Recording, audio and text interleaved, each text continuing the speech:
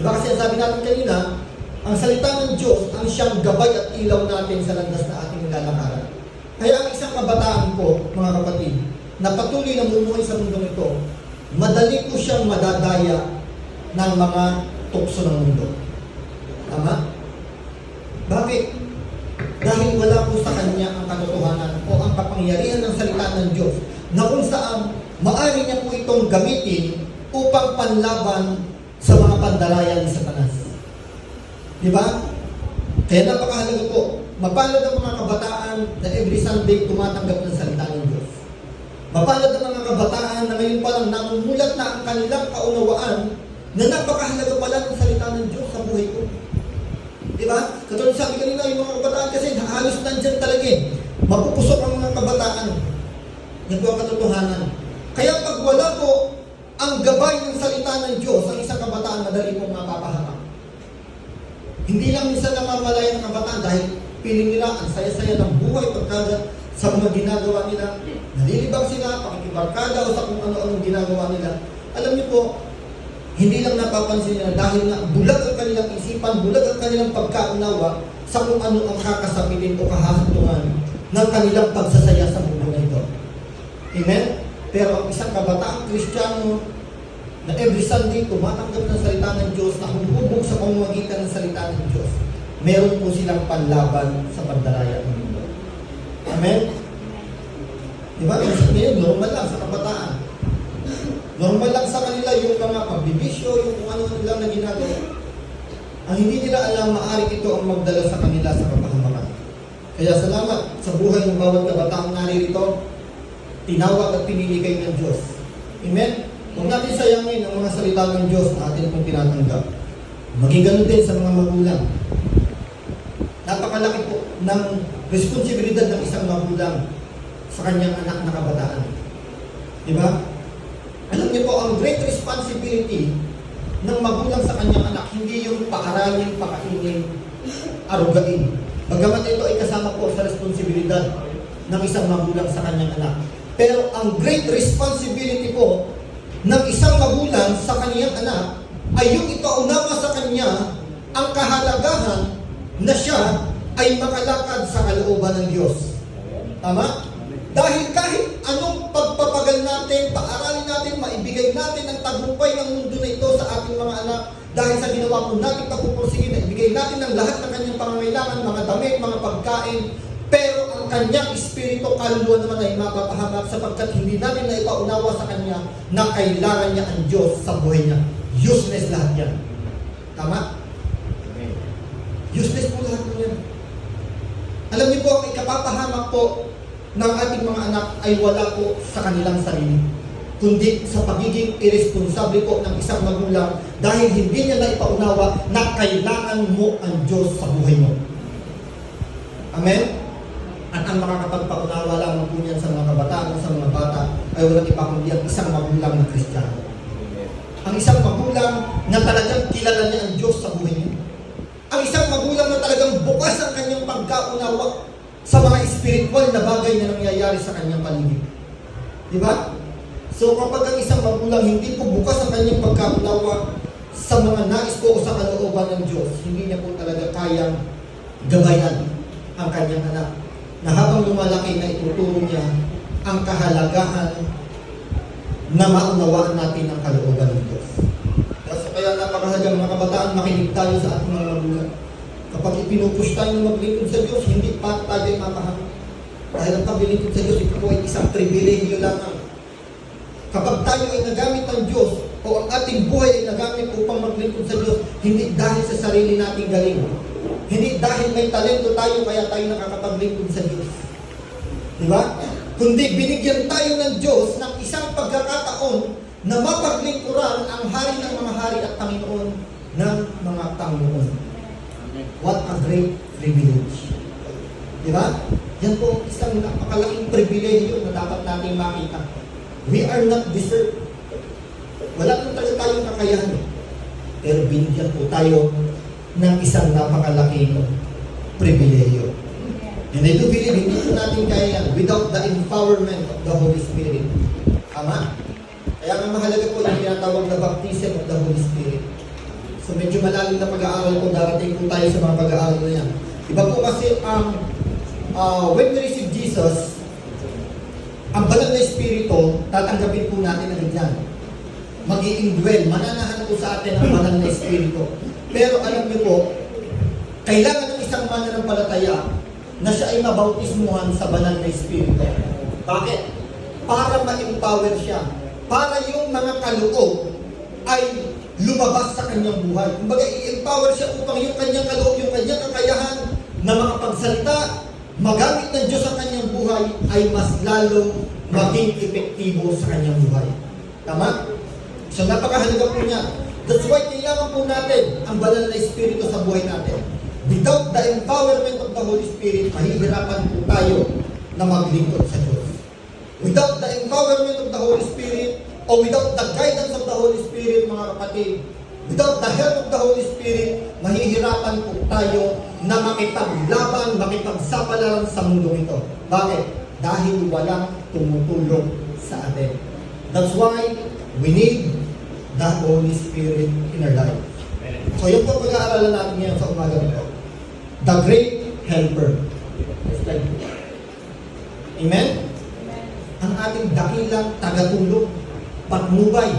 Alam niyo po, pag sinabing, pagka nakita po natin yung helper na to na tinatawag sa Bible, marami po siya, helper, advocate, diba? Counselor. Ang pinapatungkulan po niya ay walang iba kundi ang banal na Espiritu. Amen? Tignan niyo po, dito po tayo stick sa atin pong talata. Samahan niyo po ako sa Book of John, chapter 16. Simulan natin sa verse 7 to verse 15.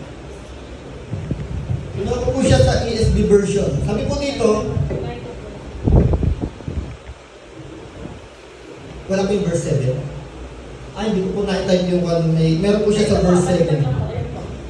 Ito po.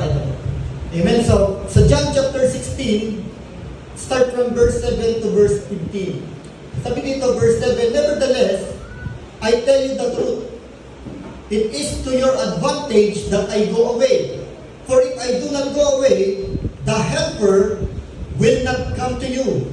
But if I go, I will send him to you. Verse 8.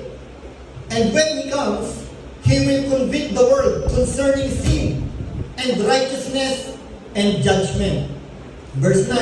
Concerning sin, because they do not believe in me. Verse 10. Concerning righteousness, because I go to the Father, and you will see me no longer. Verse 11, concerning judgment, because the ruler of this world is judged. Verse 12, I still many things to say to you, but you cannot bear with them. 13, when the Spirit of truth comes, He will guide you into all the truth. Ano sabi? When the Spirit of truth comes, He will guide you into all the truth. Amen? Sa lahat ng katotohanan daw. For He will not speak on His own authority, but whatever He hears, He will speak. And He will declare to you the things that are to come. 14. He will glorify me, for He will take what is mine and declare it to you. Verse 15. All that the Father has is mine, therefore, I said that He will take what is mine and declare it to you. Pinagpala ng Diyos ang kanyang buhay at makapangyarihang salita. Tingnan niyo po, ito ang salita ng ating Panginoon Kristo habang inihahanda niya ang kanyang mga disipulo sa kanya pong pag-akyat sa langit o sa kanyang pag-alis. Departure o yung paghiwalay niya. Paghiwalay physically. Diba? So, mahihiwalay po ang ating Panginoon Kristo physically sa kanya pong mga disipulo. Pero, Pastor, di ba sabi ni Jesus? Matthew chapter 28, go and preach the gospel to all nations. Huwag kayong matakot dahil kasama niyo ako until the world or the age was end. Di ba? Hanggang sa katapusan daw ng mundo. Pero bakit dito, ang sabi ni Jesus, sabi sa verse 7, tignan po natin, huwag na po dito sa Sabi dito, subalit ang sinasabi ko sa inyo ang katotohanan. Ang pag-alis ko, ikabubuti ninyo. Ibig sabihin si Jesus, aalis. Inihahanda ng Panginoong Jesucristo ang kanyang nalalapit na pag-alis sa mundo ito. Inihahanda niya ang kanyang mga disipulo. Ang gusto sabihin ni Jesus, huwag kayong panghinaan na loob. Huwag kayong malungkot. Dahil ako ay aalis. Di ba? Sabi ni Jesus, huwag kong ikalungkot ang pag-alis ko. Kailangan na umalis talaga ako. Amen. So yun po ang dapat na malaman natin. Ang Panginoong Jesucristo, inihanda niya po ang pag-alis niya o yung paghiwalay niya o pagkakahiwalay niya sa mga disipulo, physically. Yung pagkakahiwalay physically. Amen? Sabi niya kasi sa Mateo chapter 28, humayo kayo. Diba? Humayo kayo. Huwag kayong matakot. Make all my disciple. At sasamahan ko kayo hanggang sa wakas o katapusan ng mundo ito. Pero bakit dito aalis si Jesus? Si Jesus ba ay hindi tapat sa kanyang mga salita? Dahil sabi niya, sasamahan ko kayo hanggang sa katapusan ng mundo nito. Pero pagdating dito sa John chapter 16, sinabi niya, aalis siya. Iiwanan niya yung mga alagad. Diba? Pero ito ang pangako. May ipinangako siya. Aalis siya pero meron siyang ipapadala sa mga disipulo. Hindi niya iiwanan basta. Ipapadala niya ang sinasabing the great helper. O yung tagatulong. The great helper, sa Greek word, ito yung tinatawag na parakletos. Parakletos, the comforter, the advocate, yan po ang sabihin niya, comforter, advocate, helper, counselor, yan po ang ibig sabihin ng Holy Spirit. Nasabi ko, sino ba yung great helper sent by Jesus? Diba? Sino ba yung great helper na yun na ipapadala ni Jesus sa amin? Dapat maunawaan po natin, ito ba ay tao? Sino ba to? Dapat maunawaan natin kung sino yung great helper na ipapadala ni Jesus. Now, sino ba talaga to? Ito ba talaga yung banal na Espiritu? Anong ibig sabihin ng pastor? May katubayan ba tayo na yung banal na Espiritu ang ipapadala ng Panginoong Hesus na magiging tagatulong natin? Tingnan niyo po, sabi nito, pa-slide po. Sabi sa John, o sa Juan chapter 14, verse 26, ngunit ang patnubay, ito sinabi ni Jesus, bago niya sabihin yung kanyang pag-alis, yung departure niya ng Panginoong Hesus, bago niya sabihin yung pag-alis niya. Sabi sa verse 14, 26, ngunit ang patnubay, ang Espiritu Santo. So, Espiritu Santo daw. Dito, pinangalanan niya, binigyan niya ng talagang pagkakakilanlan kung sino yung patnubay. Sabi dito ni Jesus, ngunit ang patnubay, ang Espiritu Santo na isusugo ng Ama sa pangalan ko, ang siyang magtuturo sa inyo ng lahat ng bagay at magpapaalala ng lahat ng sinabi ko sa inyo. Sa verse 15, sa chapter 15, verse 26, sinabi niya rin yun. Ngunit pagdating ng patnubay na susuguin ko mula sa Ama, ang Espiritu ng katotohanan na nagmumula sa Ama, siya ang magpapatotoo tungkol sa akin. So, ang sinasabi pala ni Jesus, dito sa chapter 16, verse 7, subalit sinasabi ko sa inyo ang katotohanan, ang pag-alis ko'y sa ikabubuti ninyo. Bakit daw? Sapagkat hindi pa parito ang patnubay, yung patnubay na yun na tinatawag ko, sinasabing ang Espiritu Santo, hindi pa parito ang Espiritu Santo kung hindi ako aalis. Amen. Ibig sabihin, kailangan talaga umalis ni Jesus upang maipadala ang banal na Espiritu. Tingnan niyo po. Why we need the Holy Spirit? Kailangan ba talaga natin ang banal na Espiritu? Yes. Ang isang tao po, sabi sa Romans chapter 8, tignan niyo po, nice slide po. Sabi dito sa Romans chapter 8, ang lahat ng pinapatubayan ng Espiritu ng Diyos ay mga anak ng Diyos. Eh kung wala ang banal na Espiritu sa buhay ng isang tao, paano tayo papatubayan ng Espiritu ng Diyos? That's why, kinakailangan na ang banal na Espiritu ay nasa isang tao. Di ba? Dahil sabi nito, ang lahat ng pinapatnubayan ng Espiritu ng Diyos ay mga anak ng Diyos. Paano yung mga hindi pinapatnubayan? Klaro ang sinasabi ng Bible. Hindi sila matatawag na anak ng Diyos. Amen. Kasi hindi natin pwede sabihin, di pastor, anak din ng Diyos yung mga yun. Ibig sabihin, nilalabanan natin ang sinasabi ng salita ng Diyos. Dahil malinaw ang sinasabi ng salita ng Diyos, ang lahat lamang ng pinapatnubayan. Di ba? Ang lahat ng pinapatnubayan ng Espiritu ng Diyos ay mga anak ng Diyos. Now, gusto ba natin na tayo ay patnubayan ng Espiritu ng Diyos? Hindi na niya tayo gusto maging anak ng Diyos. Amen. Kasi pagka hindi po natin dinisay, ninais na tayo patnubayan ng Espiritu ng Diyos, gusto natin i-reject ang kanyang pagpatnubay sa atin, parang nire-reject na natin yung privilege na tayo o yung rights na tayo po ay maging anak ng Diyos. Kasi sabi ko, lahat ng pinapatnubayan ng Espiritu ng Diyos ay mga anak ng Diyos. The same thing na sinabi na ang lahat ng tumanggap at sumampalataya kay Kristo ay binigyan ng karapatang tawaging anak ng Diyos. Diba? Kaya hindi po lahat ng tao anak ng Diyos, lahat ng tao ay nilikha ng Diyos, pero hindi po lahat anak ng Diyos.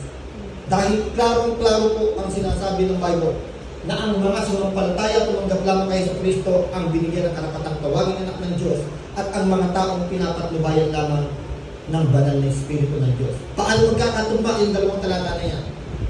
Hindi po mananahan ang banal na Espiritu sa isang tao na hindi sumampalataya kay Kristo. Kaya imposible sa isang tao na patnubayan siya ng Espiritu ng Diyos without accepting Jesus as His Lord and Savior. Tama? Kaya po, tugma po ang talata na yan. Romans chapter 8 verse 14 and John chapter 1 verse 12. Tugma sila dahil imposible sa isang tao na patnubayan ng banal na Espiritu kung hindi niya tatanggapin si Jesus Cristo bilang kanyang Panginoon at tagapagligtas. Amen. Now, bakit natin kailangan ng Holy Spirit? Without the Holy Spirit, tayo po ay katulad ng isang taong paralisado. Wala po tayong kayang gawin. Patay ang ating espiritu. Paano wala tayong kayang gawin? Wala po tayong kayang gawin sa mga spiritual na bagay. Pero yung physical natin, may kayang gawin eh. Diba? Dati sabi, tayo ay patay. Sabi ni Pablo. Ibig sabihin, patay pa ang ating espiritu kung kaya kinakailangan ma-born in the spirit, ma-born again, yung tinatawag na born again, born from above. Diba? So kaya kailangan po, tayo po ay magkaroon ng banal na Espiritu because without the Holy Spirit, tayo po ay katulad ng isang taong paralisado. Hindi po natin kayang manalangin sa Diyos. Pastor, bakit yung mga unbeliever nagpe-pray din sila? Tingnan niyo po, sabi nito. Right slide po. Romans chapter 8. Tingnan niyo po, sabi dito, Romans chapter 8, verse 26.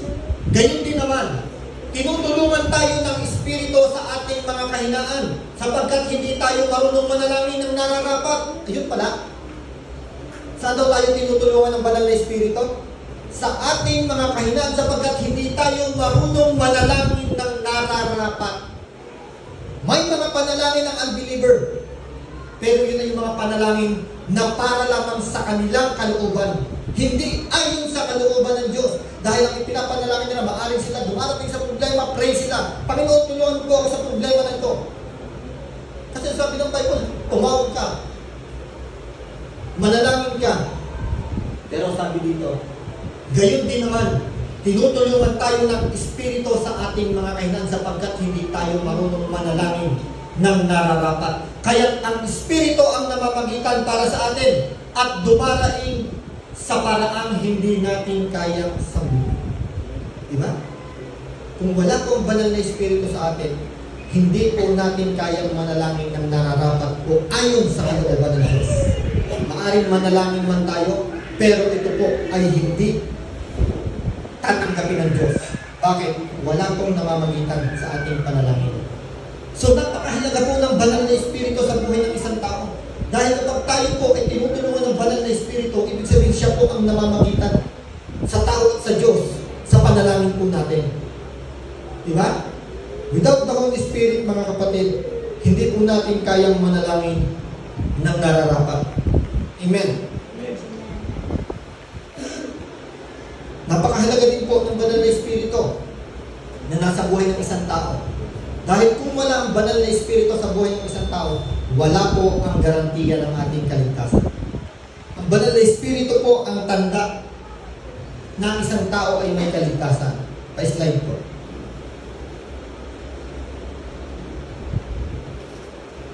Tingnan niyo, sabi dito, Efesos chapter 1, verse 13 to 14. Sa pamamagitan ni Kristo, kayo rin na nakarinig ng salita ng katotohanan, ng magandang balita na nagdudulot ng kaligtasan at sumampalataya sa Kanya ay pinagkalooban ng ipinangakong Espiritu Santo bilang tatak ng pagkahirang sa inyo. Alin daw ang tatak? Ang banal na Espiritu. Siya ang tatak na tayo po ay tutubusin ng Diyos. Sabi sa verse 14, ang Espiritu ang katibayan na makakamit natin ng lubos ang lahat ng ipinangako ng Diyos sa atin at sa gayon ay pupurihin ang kanyang kalwalhatian. Ang Espiritu Santo na isusuko ni Jesus o na isinuko ni Jesus nung siya ay umalis, ito ang magiging tatak po ng ating pagkahirang o katibayan na tayo po ay may kaligtasan. Kumbaga ito yung tinatawag na down payment. Diba? Jesus paid the full. Sabi niya, it is finished. Binayaran niya ng lahat ng kasalanan. Ngayon, bilang down payment, ang lahat ng sumampalataya kay Kristo, tinanggap yung tinatawag na down payment na to. Tatak. Okay, ito may down na to. May kaligtasan na to. At magkakaroon po ng kaganapan yan pagdating ng Panginoon Jesucristo. Amen? So nakita po natin, binayaran ni Jesus ang lahat.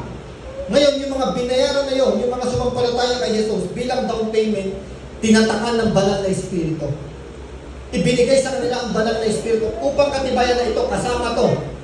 Kasama siya sa aking iniligtas.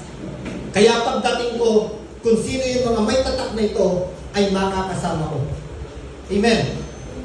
So yan po kagandahan na meron po tayong banal na Espiritu. Ibig sabihin, dahil nasa sa atin po ang banal na Espiritu na isinugo ng ating Panginoong Jesucristo, ang ating pong kaligtasan ay selyado sa Diyos. Diba? Kaya naniniwala po tayo doon sa tinatawag na eternal redemption. Ano po yung eternal redemption o yung paniniwala po ng iba ng mga Baptist na once saved, always saved? At sinabing eternal redemption, walang hanggang katubusan, hindi na po mababawi sa atin ang katubusan na yan. Hindi na po mababawi ng kahit na sino, o hindi na po aalisin pa ng Diyos ang kaligtasan na meron tayo dahil sa tatak ng banal na Espiritu. Hindi niya na po pwedeng alisin yung tatak na yan. Dahil ang Diyos po ang nagtatak ng selyo nang ibinigay niya ang kanyang banal na Espiritu sa mga mananampalataya. Amen. That's why Jesus promised that He sent the Holy Spirit to the believers. Kaya pinangako ni Jesus kasi alam niya, kailangan nila ang banal na Espiritu. Kailangan ng mga sasampalataya sa akin ang banal na Espiritu. Pero may kondisyon eh. Ano yung kondisyon? Anong kondisyon sa pagparito ng banal na Espiritu? Sabi dito sa verse 7, may slide ko. Subalit sinasabi ko sa inyo ang katotohanan, ang pagka-discourage sa ikabubuti ninyo, sapagkat hindi paparito sa inyo ang patnubay kung hindi ako aalis. Ngunit pag-alis ko, isusugo ko siya sa inyo. Yun ang kondisyon. Kailangan si Jesus ay umalis talaga. Hindi niya kailangan manatili ng habang panahon dito sa mundo. Amen? So yan po ang isang kondisyon na sinabi ni Jesus. Kinakailangan niya umalis. Unless Jesus, kung hindi po si Jesus sa kanyang pagparito, hindi niya po ginawa yung mga dapat niyang gawin, wala pong mabuting balita. Tama? Alam niyo po, hindi natin makukumpleto ang mabuting balita kung si Jesus ay alam lang natin na pumarito sa mundo. Tama? Ang pagkaunawa ng maraming tao, si Jesus pumarito sa mundo. Pero hindi po yun ang kukumpleto sa magandang balita. Yun ang pasimula ng mabuting balita dahil ang pagparito niya ay merong misyon na kinakailangan tapusin ni Jesucristo. Kaya kung si Jesus po, sa kanyang pagparito, hindi niya rin po ginawa yung misyon na kailangan niya pong gawin, wala po tayong matatawag na mabuting balita o ebanghelyo. Amen? Tignan niyo po, If Jesus did not die, kung hindi namatay si Jesus, He would not remove our sin. Kung hindi namatay si Jesus, ibig sabihin, pumarito lang siya, pero hindi siya namatay sa krus ng Kalbaryo, hindi niya po maaalis ang kasalanan ng sangkatao. Bakit po? Dahil sa krus ng Kalbaryo, yung tinatawag na divine exchange. Dahil sa krus ng Kalbaryo po, ipapasa kay Yesu Kristo ang kasalanan ng sangkatauhan.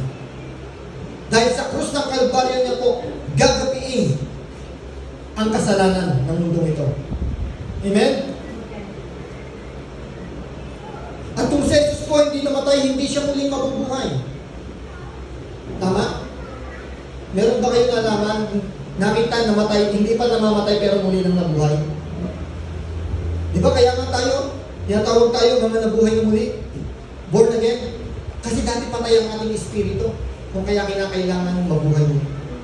Now, si Jesus, dumating dito sa mundo, pero kinakailangan niya mamatay upang patunayan sa sangkatauhan, upang patunayan kay Satanas na siya ay muling mabubuhay. Kaya nga sabi ni Jesus, hindi siya namatay dahil sa mga Romano, dahil sa mga sundalo, dahil sa ginawa ni Judas na pagtataksil, hindi po yun ang naging dahilan ng kanyang pagkamatay. Tama? Ano po ang dahilan? Ang dahilan ng kanyang pagkamatay, kusa niya kung ibinigay ang kanyang buhay para sa atin. Di ba sabi ni Jesus, unless na ibigay ko ang buhay ko, walang makakakuha nito. Di ba? Kahit anong gawin sa kanyang pagpapahirap ng mga Romano, mga sundalong Romano, kung hindi ibibigay ni Jesus ang buhay niya, walang mangyayari. Mapapagod lang sila. Kahit tagtarin nila ng napakaraming sugat si Jesus, hindi po nila kayang patayin kung hindi ibibigay ni Jesus ang buhay niya.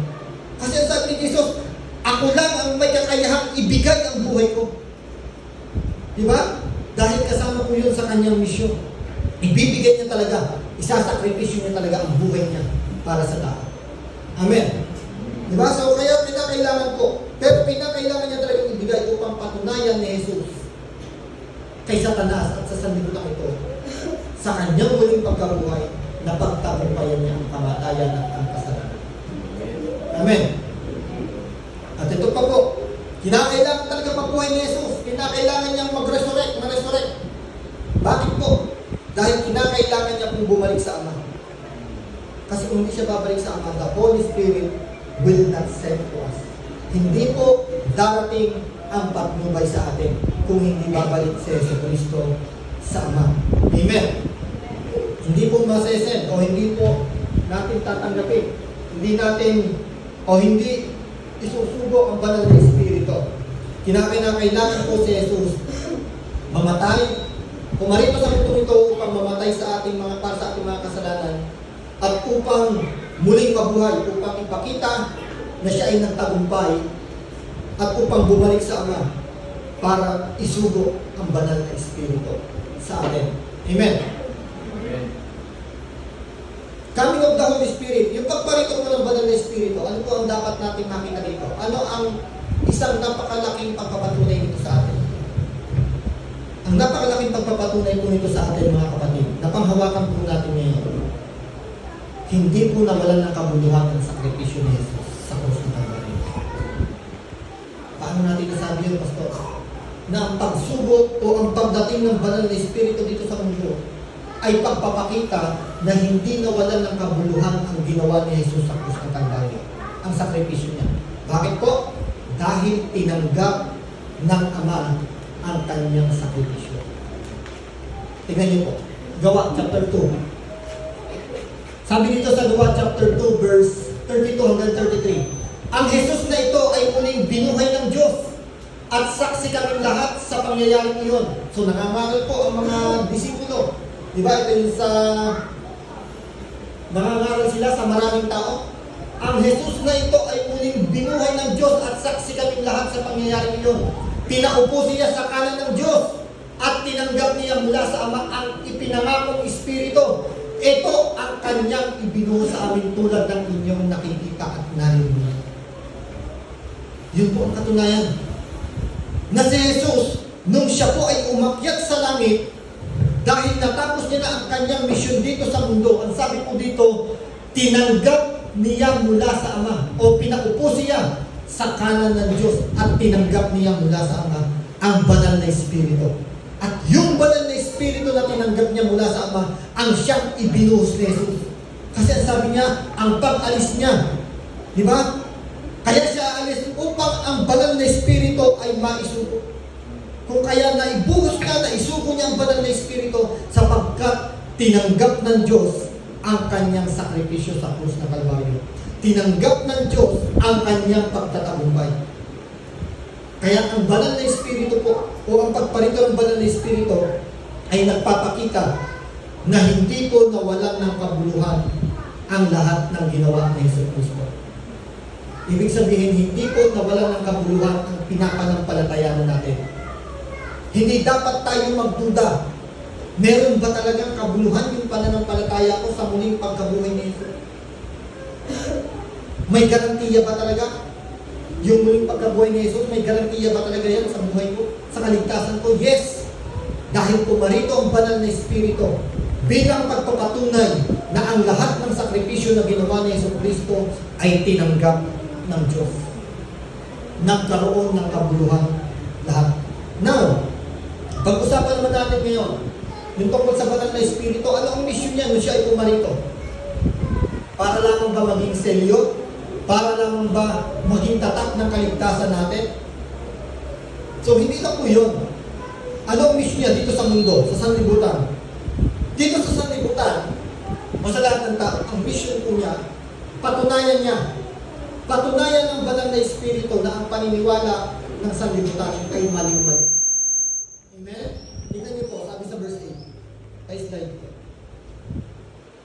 Pagdating niya ay kanyang patutunayan na mali ang mga taga-sanlibutan tungkol sa kasalanan, sa katwiran at tungkol sa paghatol ng Diyos.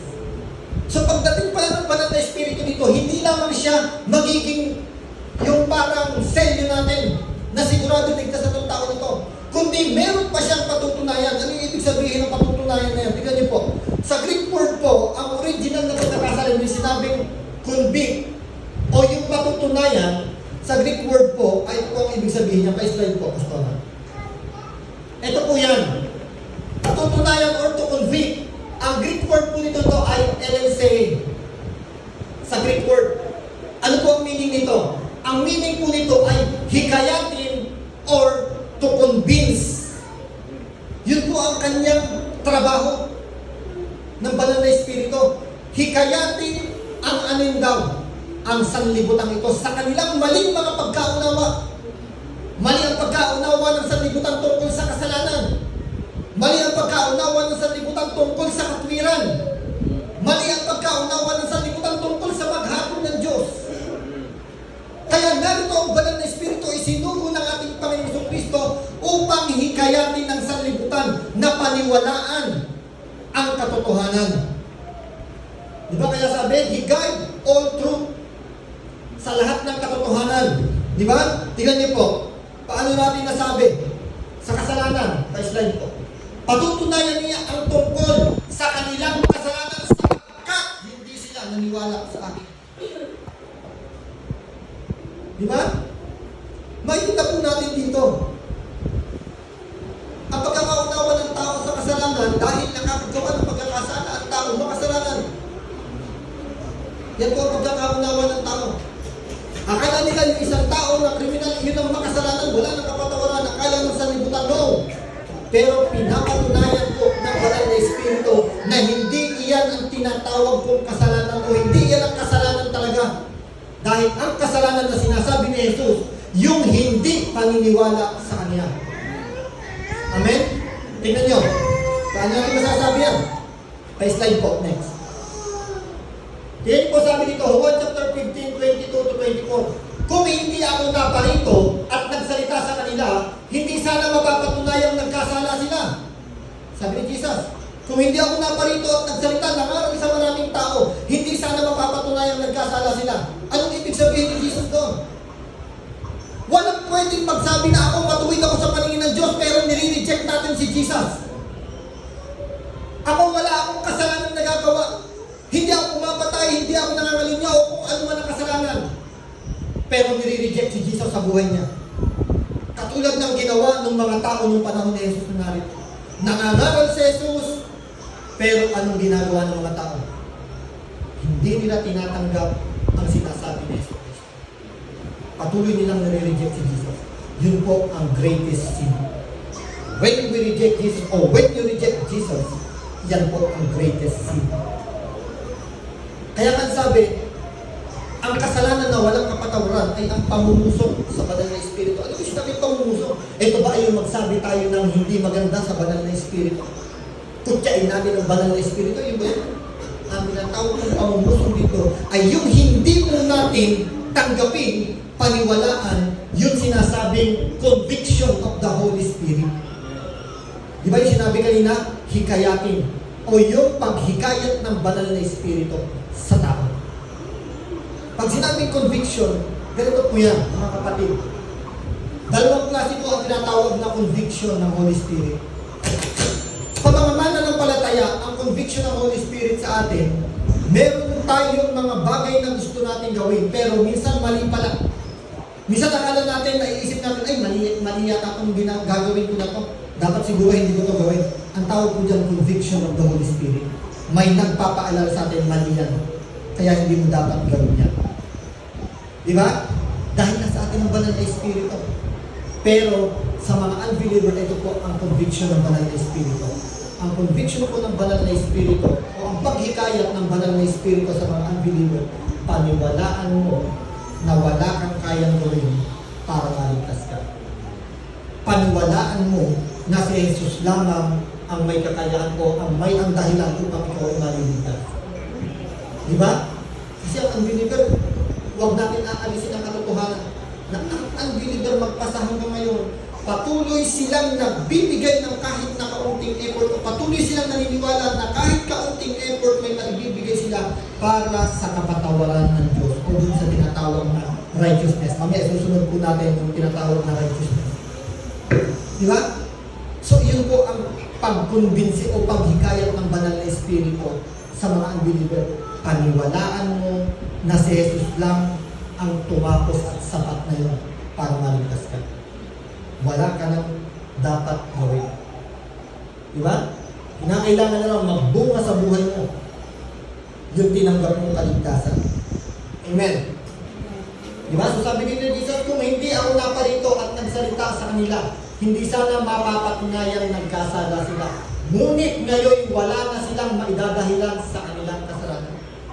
Ang isang tao na tumanggap ng mabuting balita, na nakarinig ng mabuting balita pero nireject ko, wala na pong excuse sa harapan ng Diyos. Narinig mo na ang aral ng mabuting balita, may nangaral na sa iyo, sinabi lang na si Jesus lang ang daan para ikaw ay maligtas, pero patuloy mong nire-reject, wala na pong maidadahilan sa harapan ng Diyos. Bakit? Kasi nireject namin si Jesus. Amen? Since the cross, the world is without excuse. Simula nung si Jesus ay pumarito, sabi ni Jesus, wala nang maidadahilan sa sanlibutan. Dahil tinapos niya na. Ipinakita na lahat ng kanyang gawa. Verse 23, tingnan niyo po. Ang napupuot sa akin ay napupuot din sa aking Ama. Ano yung gusto ipakita ni Jesus dito? Ang napupuot sa akin ay napupuot din sa aking Ama. Ipinapakita dito ni Jesus, mga kapatid. Jesus stated in this verse that it was impossible to separate Him from the Father. Amen? Or the Father to Him. Napaka-imposible talaga ito ang gusto patunayan ni Jesus. Na-imposible kasi na ako ay ihiwalayin mo sa Ama. Na sinasabi niyo, hindi kayo napupuot sa Ama, pero patuloy kayo napupuot sa akin. Ganun gusto ibig sabihin ni Jesus.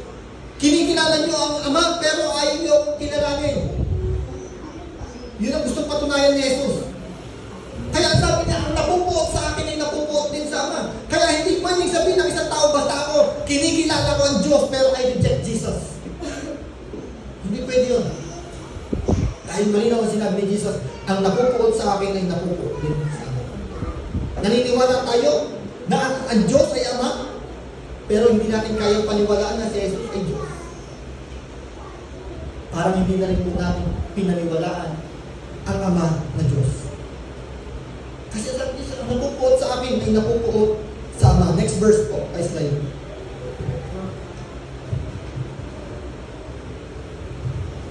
kayo madala matapos na last page na.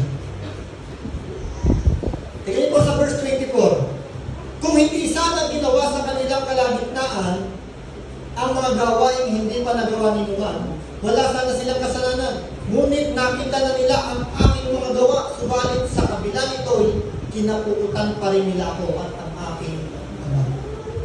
Diba?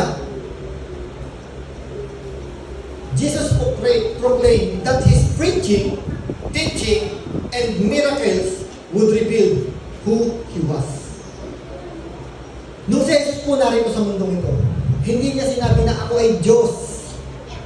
Diba? May mababasa po ba tayong talata? Yun po ang talagang sinasabi ng iba eh. Na, sige nga, basahin mo sa akin sa talata, bigyan mo ko ng talata na sinabi mismo ni Jesus na siya ay Diyos. Wala po siyang sinabi. Hindi sinabi ni Jesus tapos siya nangaral. Managpalataya kayo sa akin dahil ako ay Diyos. Wala pong sinabi ganun sa Jesus. Pero sabi dito ni Jesus, kung hindi mo sana ginawa sa kanilang kalagitnaan ang mga gawaing hindi pa nagawa ni Numan tao.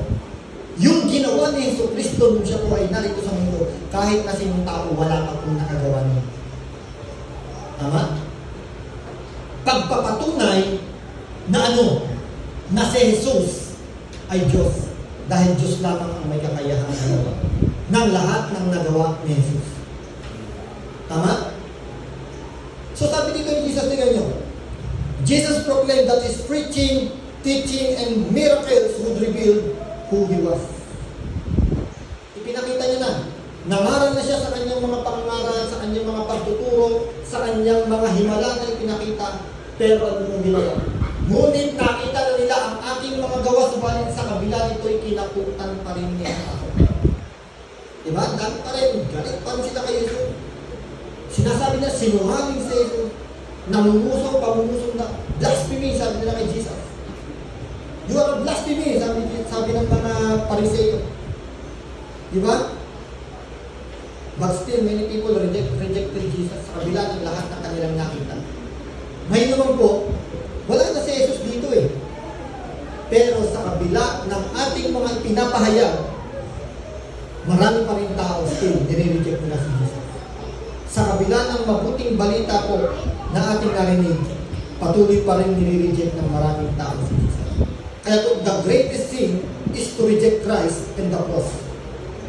Amen? Ang pinaka matinding kasalanan po na magagawa ng isang tao sa buhay niya ay ang hindi niya tanggapin si Jesus Kristo at ang ginawa ni Kristo sa krus ng Calvary. To reject Christ and the cross is to reject salvation. Pagka ni-reject natin si Kristo sa buhay natin, parang sinabi na natin, hindi ko kailangan ang kaligtasan. Amen?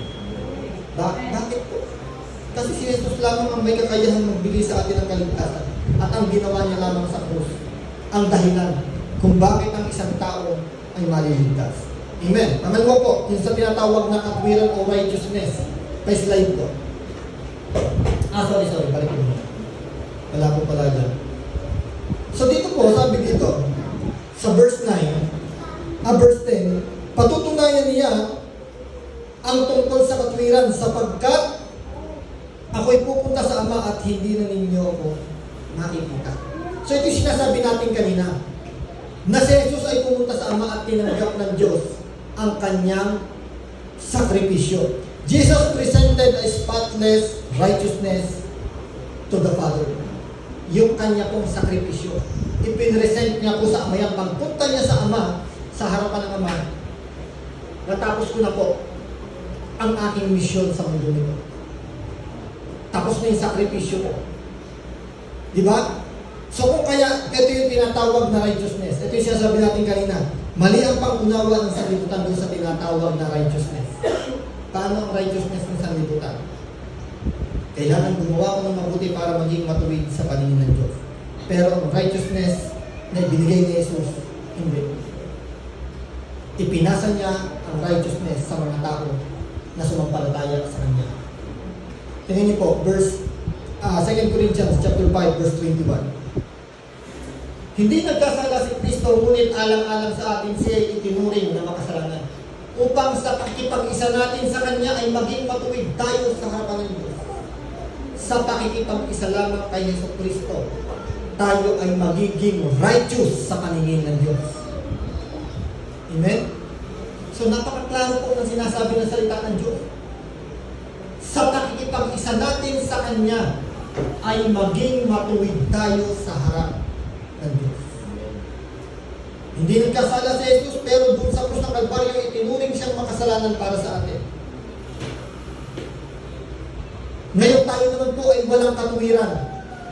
Makasalanan tayo, pero dahil nakipag-isa tayo kay Kristo, itinuring tayong matuwid. Si Jesus itinuring na makasalanan dahil sa atin, pero tayo itinuring na matuwid dahil kay Jesus. Diba? So yun po ang ginawa ng ating Panginoong Jesucristo. At yan po ang misyon ng Banal na Espiritu. Yung maipaunawa sa atin ang katotohanan na ito. Tinutulungan po tayo ng Banal na Espiritu na maunawaan po natin ang katotohanan na ibinigay sa Kanya ng ating Panginoong Jesucristo. Diba? So panghuli po, yung judgment o doon sa tinatawag na paghakol. Pa-slide po. At tungkol naman sa paghakol ng Diyos sapagkat hinatulan na ang pinuno ng sanlibutan ito. Ito yung sinasabi natin, Satan was completely defeated. Wala na po kapangyarihan si Satanas. Pero maging maingat tayo. Ito yung lagi nating paalala. Si Satan completely defeated na sa krus ng Kalbaryo. Pero kailangan maging maingat pa rin tayo. Bakit? Kasi lagi pa rin siyang nakaabang.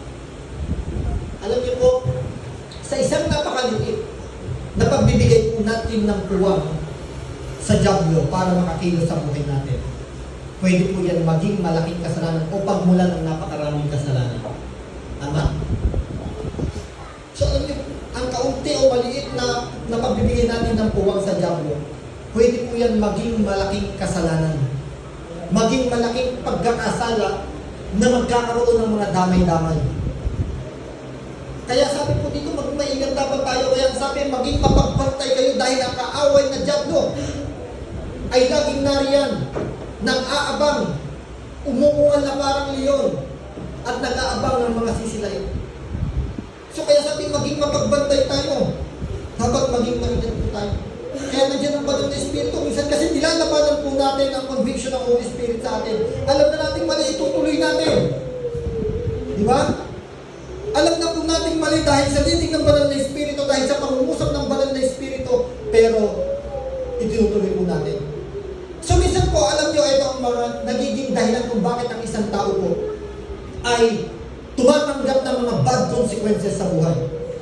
Not because hindi naging maayos ang pagpatnubay sa atin ng Banal na Espiritu, kundi dahil mas pinili po natin ang sarili nating desisyon kaysa doon sa pagpatnubay ng Banal na Espiritu sa atin.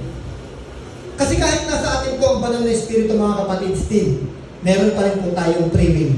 Ang ginagawa lang ng Banal na Espiritu, pinapatnubayan niya tayo. Itinuturo lamang po sa atin ng Banal na Espiritu kung ano ang nais ng Diyos na gawin natin. Pero hindi po tayo kinokontrol nito. Hindi po tayo ginawa ng Banal na Espiritu na parang isang robot na kung ano ang sabihin niya, iyon ang igagalaw ng katawan natin at magiging pamumuhay natin. Kundi, ginagayad lang po tayo ng Banal na Espiritu sa kung ano ang dapat natin gawin. Yung mga bagay na alam niya na hindi makakapagpahamak sa atin. Amen? So kaya maging maingat pa rin po tayo. Satan was completely defeated at the Calvary. Sa gayon, si Satan wala nang kapangyarihan sa atin. Tama? Pero nakakakilos siya. Hindi dahil makapangyarihan pa siya, kundi dahil meron tayo kahinaan. Kundi dahil nagkakamali ang ating mga desisyon. Pero pag sinabi kasing wala nang kapangyarihan, walang kapangyarihan si Satanas kuhanin ang kaligtasan mo. Walang kapangyarihan si Satanas kuhanin ang kagalakan mo sa puso na ibinigay ni Jesus. Walang kapangyarihan si Satanas kuhanin ang kapayapaan na meron ka sa puso na galing kay Jesus. Wala po siyang kapangyarihan sa buhay natin. Wala siyang kapangyarihan ipahamak tayo. Pero nakakakilos siya upang tayo, mga kapatid, ay kanyang madaya. Tumanggap tayo ng mga bad consequences dahil sa mga mali po nating desisyon o ginagawa. Dahil sa pag-reject po natin o doon sa hindi po natin pagsunod sa kung ano ang inililid sa atin ng banal na Espiritu. Amen. So dito po tayo, balik tayo. Tungkol po sa paghatol. At ang tungkol sa paghatol ng Diyos sapagkat hinatulan na ang pinuno ng sanlibutan. So sabi dito, napakalinaw. Ipinakita ng talata na to na si Satanas po ay talagang talunan na. Dahil sabi dito, hinatulan na ang pinuno ng sanlibutan ito. Si Satanas.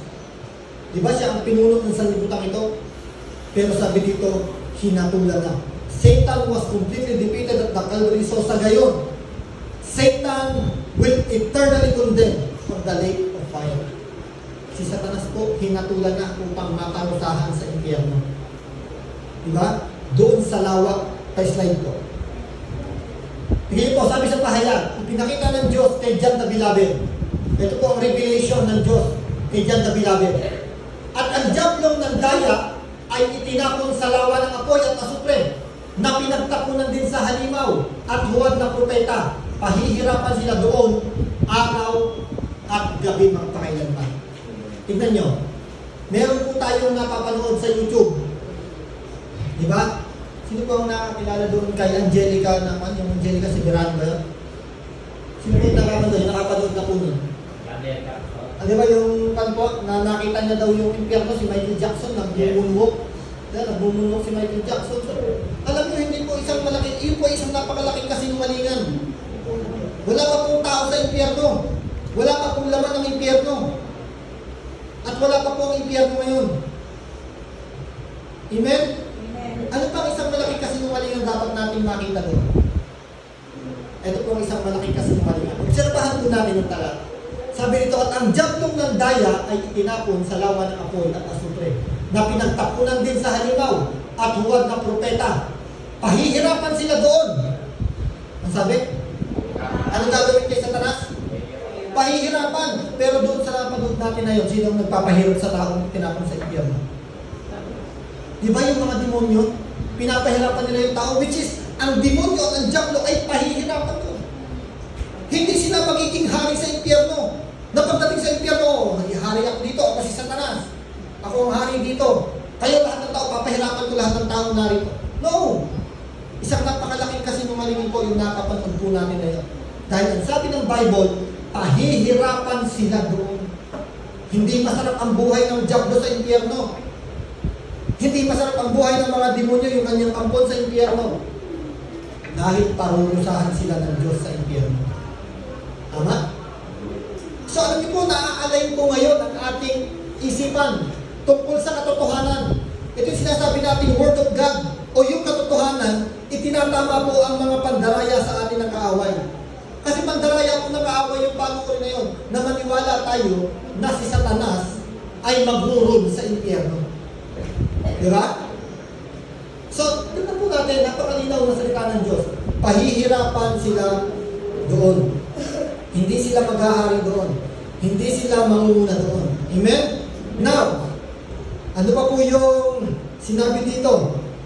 Nakatutunayan.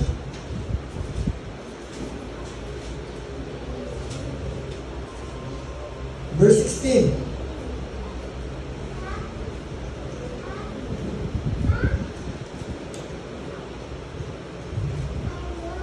At tungkol sa paghatol, patutunayan ng Diyos sapagkat hinatulan na ang pinuno ng sanlibutan ito. At saka sino daw? Ito ang paghatol po ng Diyos. Ang makakasama po ni Satanas na hatulan sa impyerno ay ang mga tao na nag-reject kay Jesus. Instead of accepting Jesus, they choose to obey or to follow Satan. Tingnan niyo po. Pa-slide ko. Pahayag pa rin po, bababa lang po tayo. Chapter 14 to 15, chapter 20, verse 14 to 15. Pagkatapos ay itinapon din sa lawa ng apoy ang kamatayan at ang daigdig ng mga patay. Ang lawa ng apoy, ang pangalawang kamatayan. Ito yung tinatawag na second death, the eternal separation. Ito tinatawag. Yung second death, yung tinatawag na eternal separation. Yung pangwalang hanggang pagkakahiwalay natin sa presensya ng Diyos. Yan po ang eternal death. Diba? Sabi, ang sino mang hindi nakasulat ang pangalan sa aklat ng buhay ay itinapon sa lawak ng apoy. Di ba? Paano pa masusulat ang ating pangalan sa aklat ng buhay? Masusulat lamang po ang pangalan ng isang tao sa aklat ng buhay when you receive or accept Jesus as your Lord and Savior. At pag tayo po ay lumakad ayon sa kanyang kalooban. Diba? Salvation first. Tatanggapin natin salvation, then good work to follow. Imposible sa buhay ng isang naligtas yung tinatawag ng good work. Nakasunod naman po yan, Efesos chapter 2, verse 8 to 10. Diba? Kung tingnan po natin yun. Ipinakita doon na sa salvation, wala po tayong kahit kaunting nagbibigay na effort. Pero nung tayo ay naligtas, andun naman po yung sinasabing magbubunga ng mabubuting gawa. We are called. Amen. Now, ito po. Ano naman po ang mission sa church? Una, kanina sa world. Sa sanlibutan, ang mission upang patunayan sa sanlibutan na mali sila sa pagkaunawa, sa kasalanan, sa righteousness, at sa judgment ng Diyos. Now, sa church naman, sa atin. Pag sinabing church, tayo po yun. Ano naman ang mission ng Banal na Espiritu sa atin? By slide po, Pastor. Ngunit pagdating ng Espiritu ng katotohanan, papatnubayan niya kayo sa buong katotohanan. Sapagkat ang sasabihin niya ay hindi mula sa kanyang sarili, kundi ang kanyang narinig at ipahahayag sa inyo ang mga mangyayari sa hinaharap. So yun, katulad po ng nangyayari sa atin ngayon. Ipinapahayag po sa atin ngayon ang mga mangyayari sa hinaharap. Sa hinaharap, ang mga demonyo, ang diablo at ang mga tao na magre-reject kay Yesu Kristo ay tatanggap ng kahabulan para sa atin. At sa hinaharap, ang mga tao o ang iglesia na tinatawag tayo, the Church of Jesus Christ, ang iglesia ay ano naman po ang tatanggapin natin? Tatanggapin naman po natin yung celebration na nakahanda para sa atin. Diba sa Great Tribulation, while the world experienced the Great Tribulation, the church experienced the celebration. Amen? Diba napakagandang tignan? Nung sinabi ni Jesus na, upon this rock I will build my church.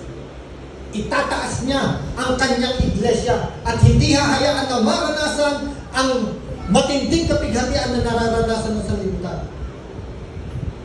Habang ang sanlibutan ito dahil sa Great Tribulation, nakakaranas ng matinding kapighatian, mga paghihirap, mga persecution, mga pagpatay, dahil ang nais ng diablo, manampalataya sa kanya, pero ang mga tao na pipiliin sa Yesu Kristo, sila po ay mag-persecute ng matindi.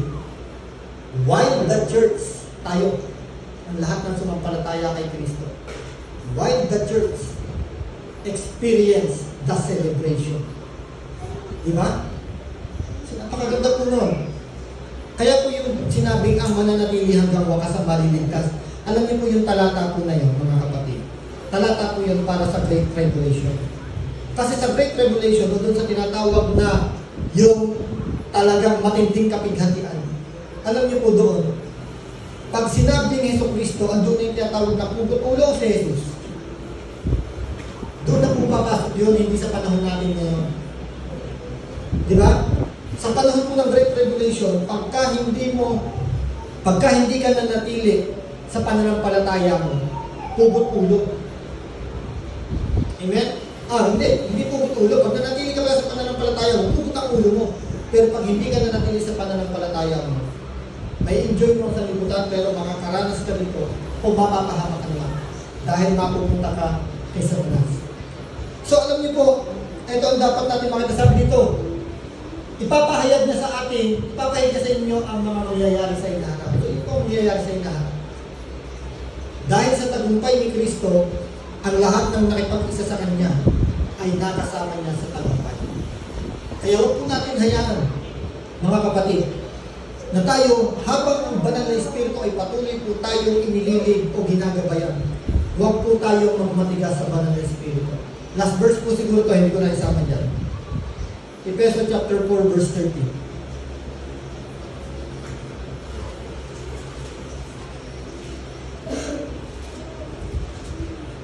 Sabi po dito sa Efeso chapter 4, verse 13, at huwag ninyong saktan ang kalooban ng Espiritu Santo, sapagkat siya ang tatak ng Diyos sa inyo, ang katibayan na kayo'y tutubusin pagdating ng takdang araw. Huwag daw nating saktan ang kalooban ng banal na Espiritu. So paano daw masasaktan ang kalooban ng banal na Espiritu? Di ba?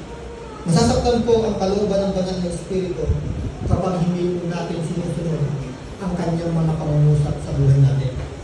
Kapag tayo po, mas pinipili po natin ang ating mga pansariling pagpapasya. Na alam naman po natin minsan na mali, pero pipiliin pa rin po natin. So alam niyo, banal na Espiritu namimighati at nalulungkot po siya. Pagpapakita ng banal na Espiritu po ay isa sa persona ng Diyos. Sapagkat meron po siya emosyon. Nakakaramdam po siya ng kalungkutan kung paano ang Diyos ay nalulungkot kapag tayo po ay naliligaw ng ating nilalakaran. Ganon din po ang banal na Espiritu. Dahil ang banal na Espiritu po ay isa sa persona ng Godhead. Diba? Kaya naniniwala po tayo, God the Father, God the Son, and God the Holy Spirit. At ang God the Holy Spirit na pinag-aralan po natin ngayon, siya ang patuloy na nangungusap sa atin upang tayo ay makagawa ng mga bagay na ayon sa kalooban ng Diyos. At upang tayo ay makaiwas sa pandaraya ng sanlibutan. So ang banal na Espiritu ang patuloy na magtuturo sa atin ng lahat ng katotohanan na nais ni Jesus na tanggapin natin. Kaya huwag po natin i-reject ang pangungusap ng banal na Espiritu sa ating buhay. Ang banal na Espiritu po ay nasa atin na. Amen? Nananahan po ang banal na Espiritu sa bawat mananampalataya. Hindi po siya gumagabay lamang na nasa tabi lang natin, nasa kaliwa, nasa kanan, nasa likod, nasa harap, hindi. Nasa buhay natin siya. Kaya ang sabi ng Corinthians, ang ating katawan ay templo ng Espiritu ng Diyos. Tayo po ang pinananahan ng banal na Espiritu.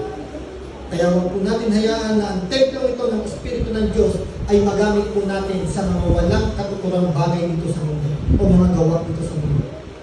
Diba, pag binasa po natin yun, sinabi ng ating Espiritu po ay templo ng Diyos. Ang konteksto po niyan, mga kapatid, ay sa mga immorality. Nandun po yung babasahin natin doon na lalaki sa lalaki, nagkakaroon sila ng relasyon, babae sa babae, nagkakaroon sila ng relasyon, yung mga immorality ba? Ang sabi ng salita ng Diyos, sabi ni Pablo, huwag niyo hayaan na inyong katawan ay magamit sa mga walang katuturang bagay, mga immoralidad na paggawa, dahil ang inyong katawan ay templo ng Diyos. Nananahan sa inyo ang Espiritu ng Diyos. Diba? So, at ang Espiritu ng Diyos na nananahan sa atin, siya ang patuloy na gumagabay sa atin. Kung kaya hindi po tayo maliligaw. Kung kaya hindi po tayo mapapahamak. Dahil ang banal na Espiritu, patuloy tayong pinapatubayan. Ang kinakailangan lamang po, pakinggan po natin ang paggabay at mubay sa atin ng banal na Espiritu. Amen. So tayo po ay panalangin. Hallelujah. Dakilang Diyos, salamat po sa oras na ito.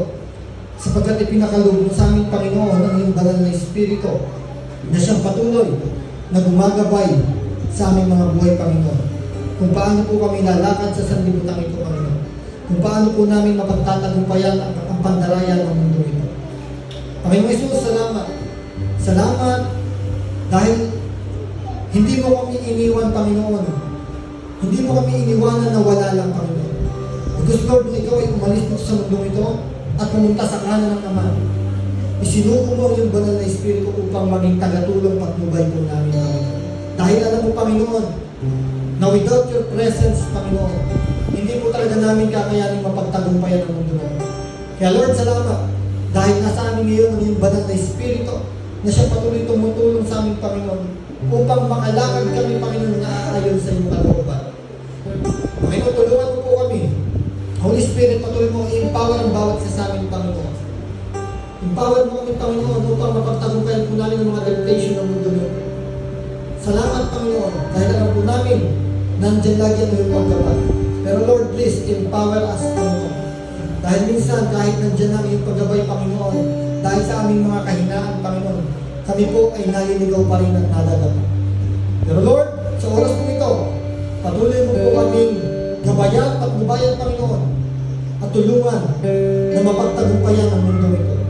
Salamat po, Panginoon Jesus, sa iyong banal na Espiritu na siyang nananahan sa amin na tatak ng aming pagkakaligtas. Salamat sa iyong banal na Espiritu na magpapatunay na sa iyong muling pagbabalik, Panginoong Yesus, kami ay makakasama mo upang maranasan ang celebration na inihanda mo para sa aming Panginoon. Salamat, Lord, dahil ang iglesia ito ay iglesia na kung saan, Panginoon, pinapangunahan at pinapagnibayan ng iyong banal na Spirit. Salamat po, Diyos, in Jesus' name. Amen. Amen.